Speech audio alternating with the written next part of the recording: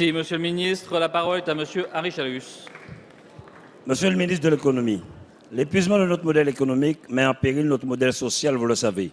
Je crois fermement que notre avenir repose sur notre capacité à encourager la création de valeur et d'emplois. Sans emploi, il n'y a pas de société dont on puisse garantir la cohésion. En Outre-mer, le modèle économique actuel exclut la majorité de notre jeunesse.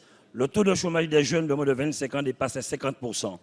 On constate les limites de ce modèle économique précaire, car basé sur un enchevêtrement de dispositifs multipliant les dérogations et adaptations du droit national ou communautaire.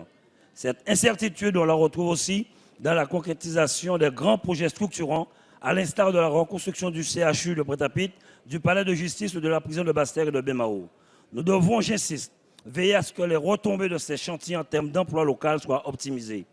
Les acteurs économiques manquent cruellement de visibilité et ne parviennent pas à sortir de l'urgence et de la précarité économique. Cela n'aide pas à favoriser l'emploi.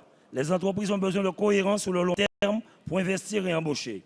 Alors que les entreprises des DOM subissent de plein fouet la crise économique, les évolutions du dispositif d'exonération des charges entrevues par la présentation du budget d'outre-mer dans le cadre du PLF 2016 inquiètent. Comment donner de l'espoir aux entreprises des DOM alors que ce coup de rabot semble contradictoire à l'objectif souhaité par le président de la République qui rappelait mi-septembre son attachement à la compensation en outre-mer des handicaps structurels. Monsieur le ministre, pourriez-vous répondre à l'inquiétude de la majorité des entreprises en outre-mer, notamment les très petites entreprises qui constituent notre principal levier en termes de création d'emplois? 750 entreprises liquidées en 2015, fermeture de restaurants et licenciements suite à l'invasion des Sargasses en Guadeloupe et en Martinique, où nous attendons encore l'état de catastrophe naturelle. Attente d'indemnisation des agriculteurs suite à la sécheresse et à la maladie des agrumes. Nous attendons des mesures concrètes et ciblées. Et pour finir, l'Outre-mer apporte son soutien aux familles des Alpes-Maritimes. Merci à vous. Merci, Monsieur Chalus. La parole est à Madame la Ministre des Outre-mer. Merci, Monsieur le Président.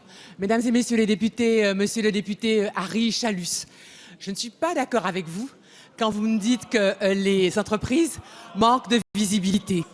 Il me semble que depuis 3 ans, les budgets que nous présentons chaque année montrent bien que ce gouvernement tient ses engagements à l'égard des Outre-mer et continue à considérer les Outre-mer comme une priorité. Vous le savez très bien. Nous avons pour les entreprises beaucoup. Allègement des cotisations famille, CICE à 9%, exonération de charges renforcées pour les entreprises qui sont soumises à la concurrence. Par conséquent, cette année, ce sont 200 millions d'euros de plus qui bénéficieront aux entreprises. Je dois vous dire que je m'étonne qu'elle manque de visibilité alors que nous avons voté la prolongation de l'octroi de mer. Vous savez aussi que nous avons prolongé cette année le dispositif de défiscalisation. Vous avez vu aussi que cette année, nous allons préserver la LBU et que donc nous soutenons les logements sociaux. Cette année, comme l'année précédente, la priorité que nous avons définie pour la jeunesse est maintenue. Comme vous, nous sommes préoccupés de voir que tous ces efforts n'ont pas la traduction qu'ils devraient avoir en matière d'emploi et notamment d'emploi des jeunes. Eh bien, en quelque part, moi j'ai fait un plan jeunesse, mais aujourd'hui j'ai tendance à dire, depuis 3 ans, nous faisons beaucoup d'efforts en direction des entreprises.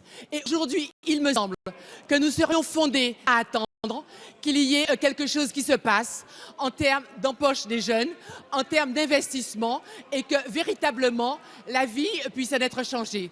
Il me semble qu'aujourd'hui, il faut que tous on utilise ces outils qui sont en place de manière à améliorer la vie des gens dans les Outre-mer. Merci Madame la Ministre.